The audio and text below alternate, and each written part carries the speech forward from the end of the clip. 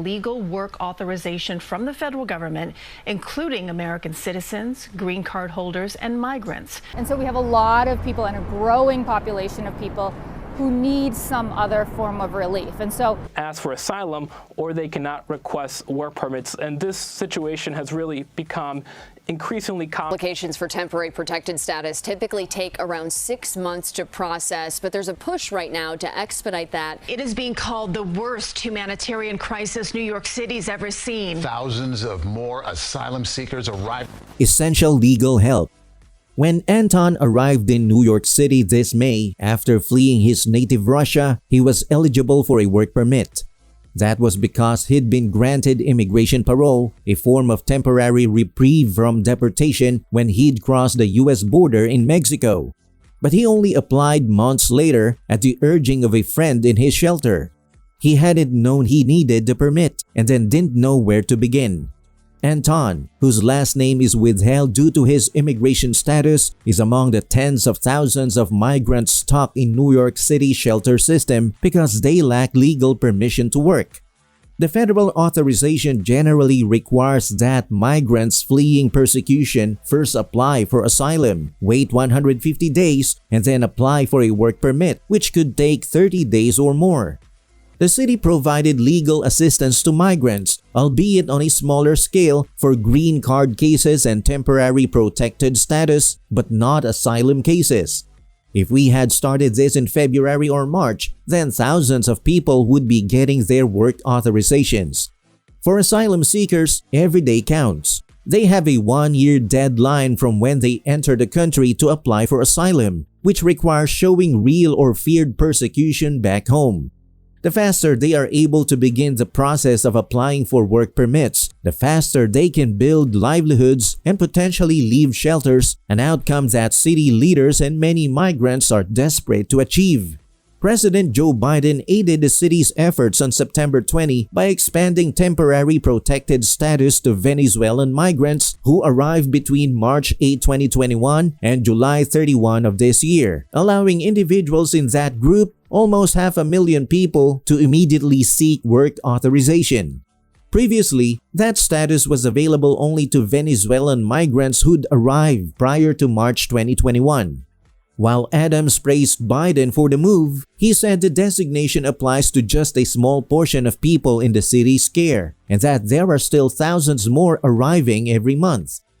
Only about a quarter of them are eligible for the special protection and work permits made possible by the federal government, in which many of the accused suspects are newly arrived asylum seekers. Legal work authorization from the federal government, including American citizens, green card holders, and migrants. The U.S. government allowed them to stay here while their asylum case is adjudicated. In August, New York Governor Kathy Hochul set a goal of assisting 30,000 asylum seekers in New York City with paperwork and other social needs. For the city to meet that target, Lander estimates it must secure at least another $33 million to ramp up legal aid efforts and dedicate funding for the program to continue next year. Legal services should have been a priority early on, he said, especially given the immense cost of emergency shelter and care. The city spent roughly $1.45 billion in its first year tackling the influx of migrants and expects to spend more than $12 billion by July 2025 if the growing number of people in its care remain in emergency shelter indefinitely. Many of the city's contracts related to migrant care have recently come under scrutiny, as about $4 billion of them were inked under emergency provisions that allowed them to bypass a bidding process. Mounting cost of asylum seekers. Biden administration officials, Hochul and Adams, have publicly placed blame on each other for different aspects of the migrant crisis and its handling, including the issue of work permits. Adams has repeatedly said that migrants should be able to work when they enter the U.S. and has pushed the Biden administration to speed up authorizations while asking Hochul to move people out of the city's care and elsewhere in the state. The federal government surveyed the city's operations in August and found them substandard, arguing that Adams has not done enough to move people out of the shelter system. Hochul's office sent a scathing letter in August that pointed out areas of mismanagement in the city's response to the crisis.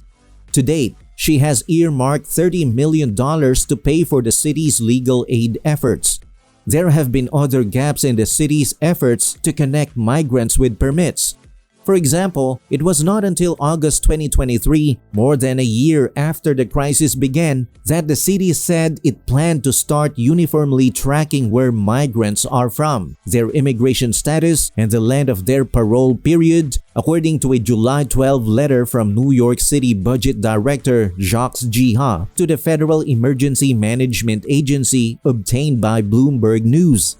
Additionally, the city waited until September 2023 to screen people in its care to see who may already be eligible for work authorization under temporary protected status or another federal designation. Well, the Biden administration is granting nearly 500,000 Venezuelan migrants temporary legal status, TPS. And so we have a lot of people and a growing population of people who need some other form of relief. And the decision is meant to ease the burdens on U.S. cities as the number of border crossings returns to near record level. This move is part of an expansion of TPS, or temporary protected status, for Venezuelans.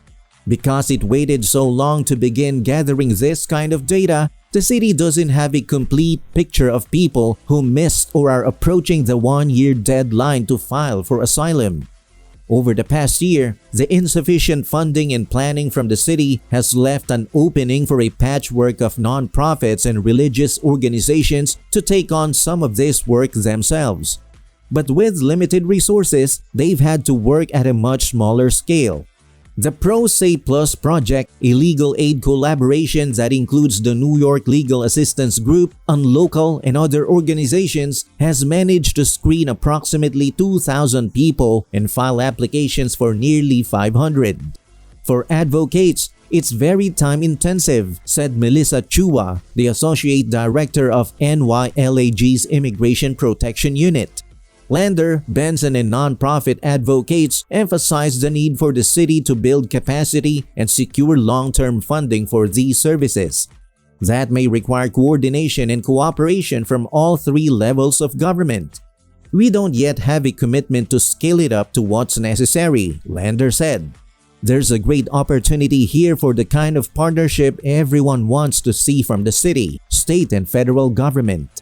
Cases, we'll figure out who should be applying for asylum, and we'll do our very best to connect those people with services and help them apply for asylum. Not have to rely on the resources of the city and the state of New York. So explain to us, what does TPS mean? For months I've been saying the key to solving the asylum seeker crisis. The state are praising President Joe Biden for the decision to grant temporary protective status to newly arrived Venezuelan migrants.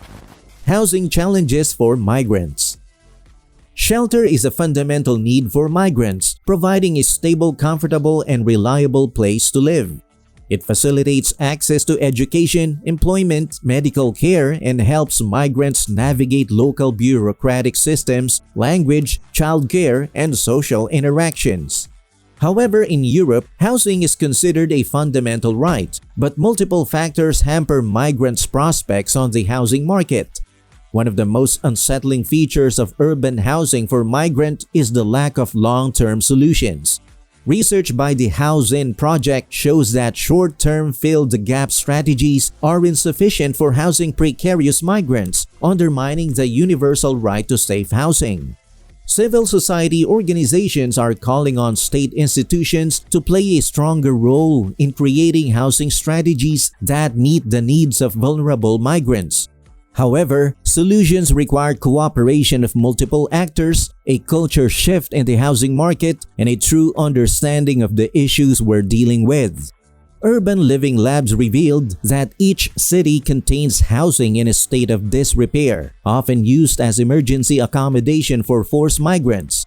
Homeless assistance protects the most destitute from harsh winters, but access to emergency accommodation sometimes depends on legal status. Precarious migrants are generally excluded from emergency accommodations, except where this contradicts a legal duty to prevent acute risk. Large families struggle to find affordable places big enough, leading to substandard options with unhealthy and overcrowded housing conditions, legal uncertainties, and high rental costs. Marginalized groups often find themselves excluded from the financialized and commodified private housing sector, where those who can pay get priority. Many migrants are low-income households which are restricted to substandard quality housing.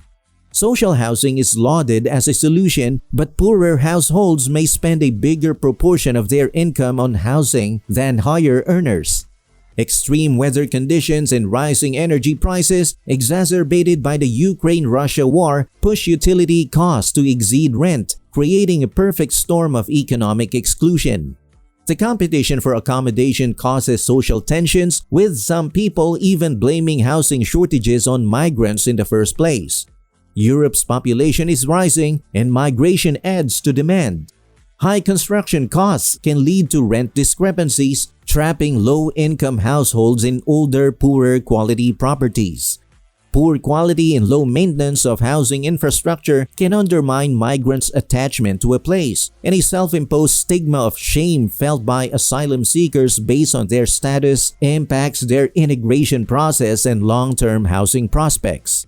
Temporary accommodation is often assigned to refugees and asylum seekers, which are more a policy of detention than protection. Vienna offers 600 private rooms in opportunity houses, which combine accommodation with support from counselors to help find their next place. In the 1990s, to offer a temporary safe haven to migrants from countries facing a humanitarian crisis, ask for asylum, or they cannot request work permits. And this situation has really become increasingly common. So Mayor Adams making more budget cuts as the city struggles with the cost of the migrant crisis. The U.S. government offered work permits and deportation protections to nearly 500,000 migrants already here. However, spaces are more likely to be offered to people with better prospects of finding other accommodations over precarious migrants. Access to any support depends on precarious migrants being visible to authorities, which they may try to avoid. Qualifying for temporary protected status. A new expansion of temporary protected status, better known as TPS, could be a game changer for nearly 500,000 qualifying Venezuelan migrants at a time when repatriation flights to deport certain Venezuelans are expected to resume. In New York City, Jonathan was among the first to apply for TPS this week after U.S. Citizenship and Immigration Services started accepting applications from Venezuelans who have been continuously residing in the U.S. by July 31. Jonathan, who is only being identified by his first name because of his current legal status, has a pending asylum case that can take years to resolve.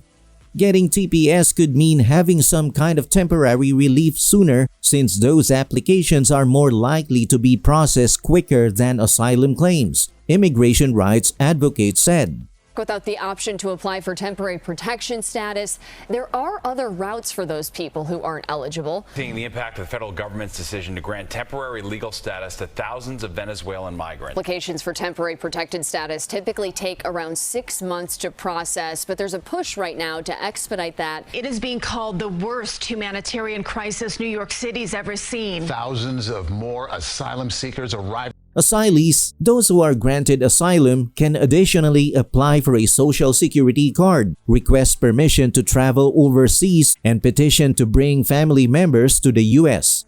Migrants can apply for TPS and asylum at the same time. I'm told that getting political asylum takes a long time. Too long, Jonathan said. It's somewhat difficult and yes, hard.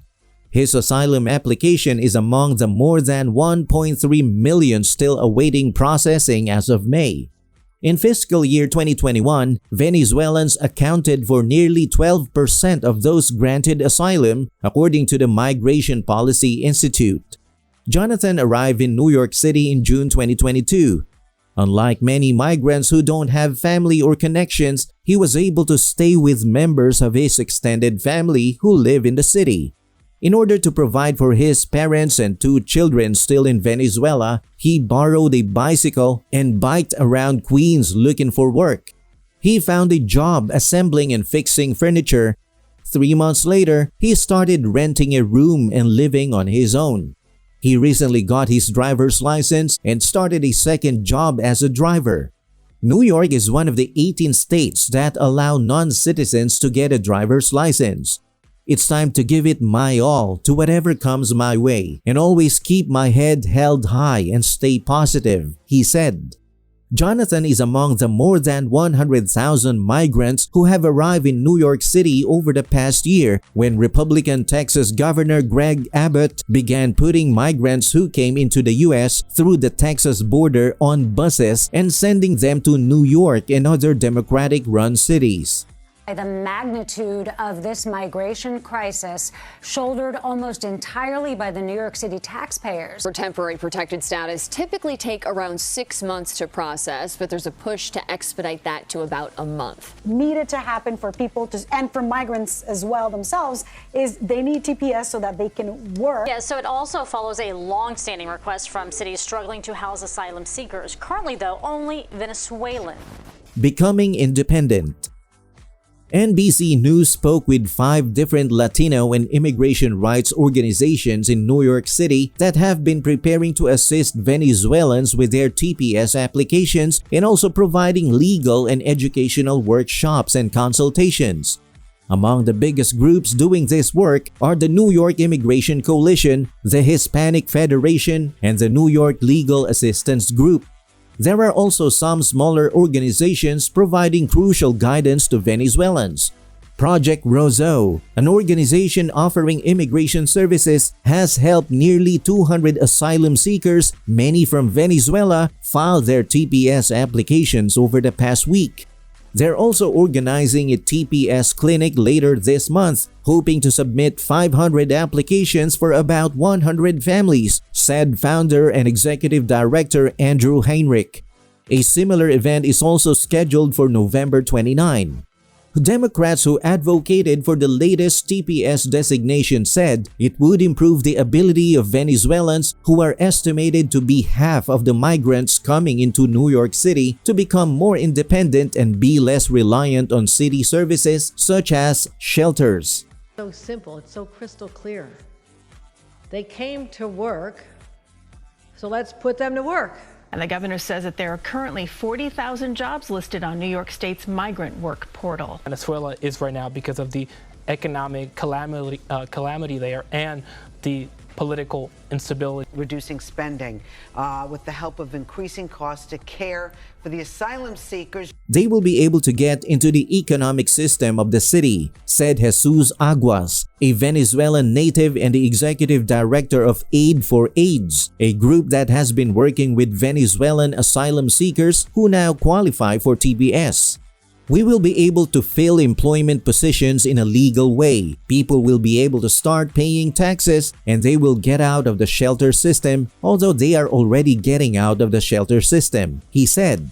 A local mandate requires New York City to provide shelter and basic services to anyone regardless of immigration status. Aid for AIDS holds educational workshops twice a week and legal clinics once a month with Venezuelan paralegals who fly in from Miami to provide culturally competent services as they apply for asylum, TPS, and work permits, he said. To see if they have to put them into a process because the situation in Venezuela is unique. Well, every family that we've met is really, really eager to find a job, find a permanent place to live. In the U.S. under the Temporary Protected Status Program. This is a policy that was created by Congress. With homeless shelters at capacity, the mayor is saying he will now limit adult asylum seekers to 60-day stay. Nurka Melendez, a Venezuelan asylum seeker and the director and founder of Venezuelans and Immigrants Aid, said that even with TPS and other kinds of deportation protections, it's still difficult to have enough to buy a place or rent an apartment and show a credit history to be able to lease a place. Melendez's organization hosts virtual workshops with an attorney to explain the nuances of the different legal pathways migrants can seek when they arrive in the U.S. She said that oftentimes people from different states and even Venezuela listen in to then pass on the information to relatives who are heading to the U.S. New York City officials have said they're also ramping up immigration case management efforts to be able to process the large number of applications. They hope to do hundreds of TPS appointments per day in November, Masha Geindler, executive director of the New York City Asylum Application Help, said in a news conference Wednesday. Our goal is to really make outreach to identify, screen, and make appointments for all eligible Venezuelans by the end of the year. Process to apply for temporary protection status isn't easy and typically needs to be done with an attorney. Now that is allowing them access to work permits in the United States. Deportations resume. Only Venezuelans like Jonathan, who have been in the U.S. before the end of July, can apply for TPS, a protection currently available to other vulnerable populations from 15 other countries such as Ukraine and Afghanistan due to ongoing armed conflict, and El Salvador and Nicaragua due to the impacts of environmental disasters. The federal government said it will soon restart repatriation flights after Venezuelan authorities agreed to accept the return of deported Venezuelan nationals who crossed the U.S. border unlawfully and were not able to establish a legal basis to remain in the U.S. Jody Sizemore, director of the Immigration Protection Unit at the New York Legal Assistance Group, told NBC News she believes the repatriations will likely impact Venezuelans who recently arrived to the U.S. or who will be arriving without having a visa. Hochul approves a proposal that would allow asylum seekers to get temporary jobs in state government. Fox Eye's Stephanie Bertini talked to a local organization helping those who qualify to start applying for work permits. Will give them a fast track to work legally. While the news was welcomed by many, immigration advocates say there's still more work left to do. Will there be people ready to hire them? And that was the unknown. Despite resuming deportations to Venezuela, immigration authorities must provide credible fear interviews to anyone looking to claim asylum. Venezuelans who have arrived to the U.S. over the past 2 months may be vulnerable to deportation unless they are in the middle of applying for asylum or other protections, Sizemore said.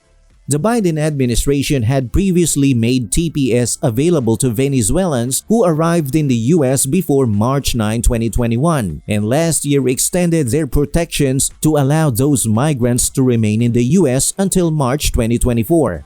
Those applying under the most recent designation will be able to remain in the U.S. until April 2025. Enforcing labor standards. Government should adopt labor migration models that provide migrant workers with pathways to becoming permanent immigrants and improve workplace protections. To reduce dependence on temporary labor migration programs, government should replace them with programs that allow migrant workers to petition for permanent immigration status and allow family members to join guest workers. This would help address the issue of retaliation and protect workers' rights without fear of losing their immigration status. Establishing expert groups or commissions to determine the need for migrant workers by analyzing labor market data and weighing trade-offs is essential. Restricting labor migration programs to sectors with actual labor shortages aligns the skills of migrant workers with labor market needs in destination countries and prevents misuse of the programs by employers seeking to erode labor standards. Experimenting with job or visa portability can improve conditions and labor standards for guest workers by allowing them to change employers within an industry or when labor disputes arise. However, poorly designed programs can provide hollow protections if few migrants are able to change employers in practice due to bureaucracy or fear of being blacklisted. Government should also take actions that allow workers in temporary labor migration programs to exercise their freedom of association without fear of retaliation and removal. This could involve providing a deferral or permanent postponement of removal for guest workers who are fired for engaging in protected concerted activities in the workplace. Lastly, government should implement clearly defined and strictly enforced firewalls between labor standards enforcement agencies and immigration enforcement agencies. Guest workers have a temporary immigration status that they can lose if they report workplace abuses or infringement of their collective bargaining rights. Keeping immigration enforcement agencies out of workplaces until ongoing labor disputes are resolved can encourage guest workers to report violations without fear of retaliation and removal. That's all for this video, folks. See you next time.